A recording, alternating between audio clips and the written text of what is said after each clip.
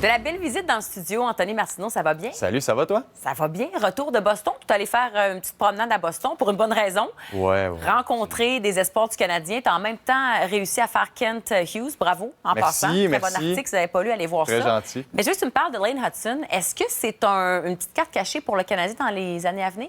Bien, petite en raison de son gabarit. Grosse en raison de son rendement.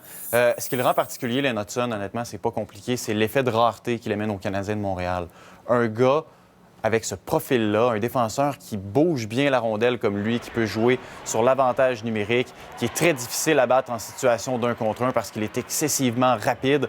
Il n'y en a pas. J'ai vu beaucoup de gens sur les réseaux sociaux se plaindre du fait qu'on utilisait des Michael Matheson et des Arbor Xhekaj sur l'avantage numérique. Soyez un peu patient parce que dans quelques années, votre avantage numérique, ce sera fort probablement Lane Hutson et Logan Mailloux à la ligne bleue. On est excités parce que, comme je le disais, depuis Piquet Souban en 2016, des défenseurs électrisants à Montréal, il n'y en a pas eu.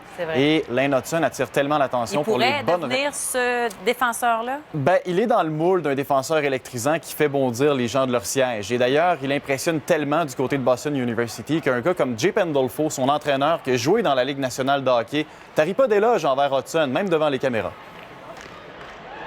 I haven't seen a lot like him. He just plays the game a different way, and it really is a lot of fun to watch. I think we enjoy in practice where we shake our heads sometimes at some of the stuff he does. Lane's an amazing player. One of the most skilled players I think I've ever played with. Alors, on entendait Luke Tugg, justement, un autre espoir des Canadiens de Montréal qui joue avec Lane Hutson du côté de Boston University. Et tu sais, Élie, on parle de son style de jeu à Lane Hutson qui est très excitant, mais il y a également les statistiques qu'il offre. Regardez ça. En avance sur plusieurs grands au même âge. Production dans la NCAA à sa première saison. Lane Hutson, c'est du 1,21 points par match. Au même âge, il est donc devant des gars comme Quinn Hughes, oui, que le Canadien affronte justement ce soir, mais également Adam Fox, Torrey Krug et, tenez-vous bien, Cale Makar. Cale Makar qui est assurément présentement là, le meilleur défenseur offensif de la Ligue nationale de hockey. D'ailleurs, impossible de parler à Lane Hutson sans lui demander. Tu sais, Cale Makar vient de devenir le défenseur le plus rapide de l'histoire de la Ligue à amasser 200 points.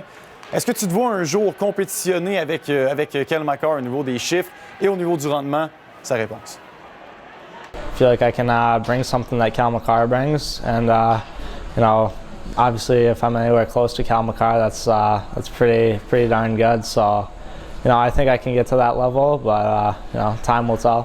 Je vais te dire une chose, s'il devient ne serait-ce que la moitié d'un Cale Makar, on sera très content à Montréal, mais il a tellement de talent, les chiffres parlent d'eux-mêmes. Puis il est confiant, c'est le fun de le voir, mais tu sais, on sent qu'il dit donnez-moi le temps. Pour le moment, il est avec le programme de développement américain, mais...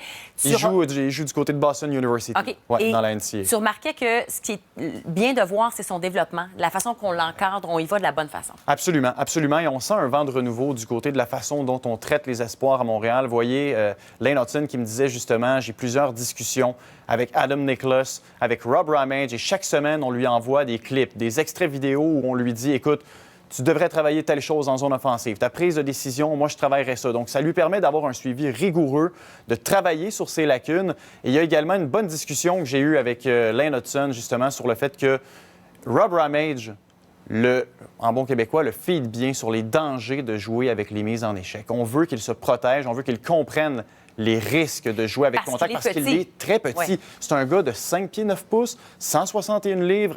Et le plus petit contact soit-il pourrait mettre fin à sa carrière. Donc, on assure un suivi très rigoureux avec lui. J'aime ça. J'aime ça qu'on prenne notre temps, qu'on développe bien. Exact, on l'encadre. Puis j'ai hâte de le voir. On le voit quand? Écoute, moi, je te dirais 2 ans encore dans l'NCAA. Il faut bien faire les choses avec lui.